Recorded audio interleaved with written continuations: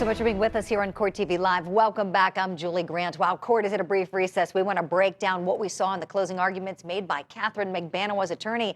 Here with me to discuss it, I've got an all-star panel here today. Criminal defense attorney Terry Thompson, criminal defense attorney Melanie Ellwanger, and jury consultant James McGarity. Thank you so much for being with us. You've been watching everything closely.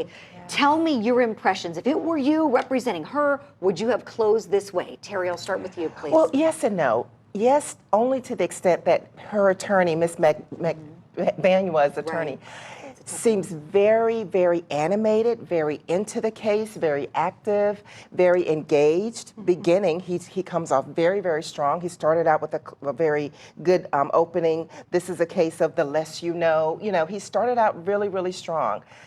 Then he draws into so many details. I think I would have stayed away from that because, as we all know, the more details you bring up, you're reminding the jury.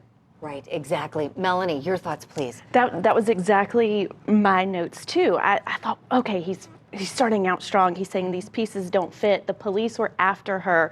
But something that I found interesting is they said to make her cooperate. Cooperate with what? If she had nothing to do with this, there is no cooperation. That bothered me, and he said it a couple of times. And I did like how he pointed out that Garcia and Magbanua are not a package deal. So let's look at them separately. I liked that.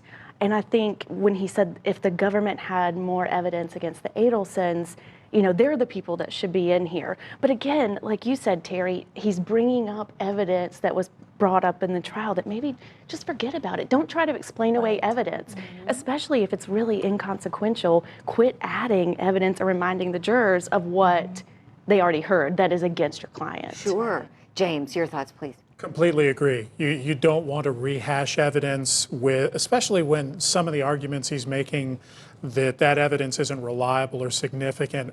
His arguments to shoot that evidence down really aren't that strong. Another thing I would have advised him to do is he spent the first part of his closing attacking the prosecution and the investigator's case, whereas Garcia's defense attorney did a good job of shooting down the credibility of Mr. Rivera.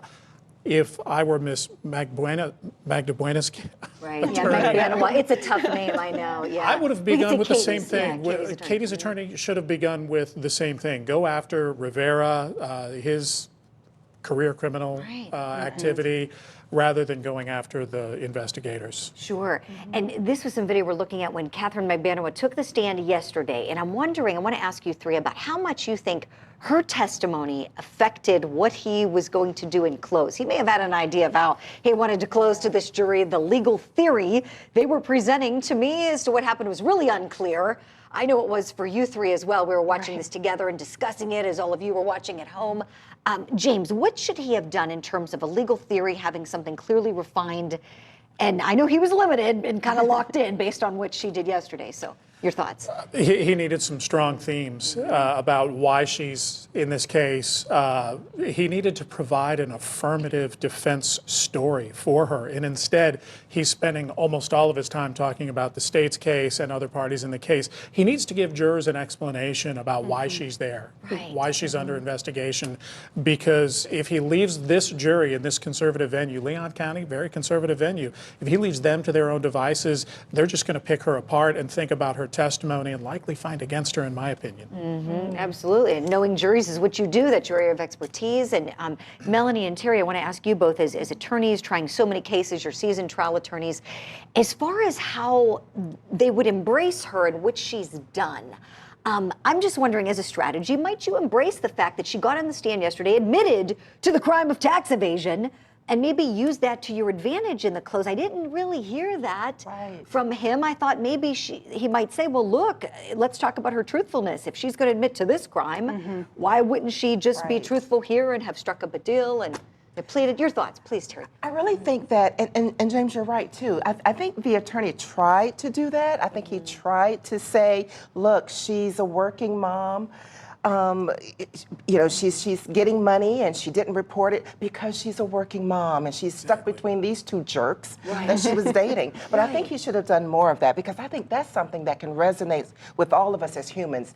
We've made bad choices. I think the jury can admit to that. Yeah, we've dated the wrong guy, married the wrong guy. She's young, but I think he should have honed more in on that. Right. I think it was the woman who's sitting at council table. Her name is leaving me right now, but she's the one who did the direct exam of Catherine Magbanua. And at some point, I think she said she's guilty only of bad taste in men, and pointing at Charlie Adelson and at Sigfredo Rivera. Would you have embraced that, Melanie? Would you have maybe gone down that road for a theme if you were representing? Absolutely, absolutely. I think it's perfect, and I think it's really maybe the only thing that would have made sense. She's caught between people, and maybe things were going on that she doesn't know about. She has bad taste in men. She's just trying to support her family. She's just trying to be a mom. She doesn't have anything to do with this. She's caught between two bad people that maybe went behind her back and are maybe using her as some sort of scapegoat to get into this situation. I think it would have been wonderful, and yes, certainly say, she admitted that she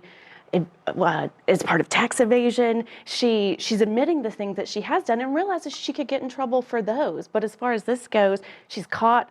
She has bad taste in men, has gotten her in bad situations, but had nothing to do with it. Exactly. And I wish we had more time to talk, but we're going to have to squeeze in a break so that we can get back in for the rebuttal case. But want to say many thanks to you three, Melanie Ellwanger, Terry Thompson, James McGarity. So great to have your expertise here on Court TV Live. Thank you much. And thank you at home for staying with us. We'll see what happens when the state gets its turn to deliver some more arguments to this jury. Then the jury is going to be deliberating. We'll be covering all of it right here on Court TV Live. Seema Iyer's up next. Don't go away.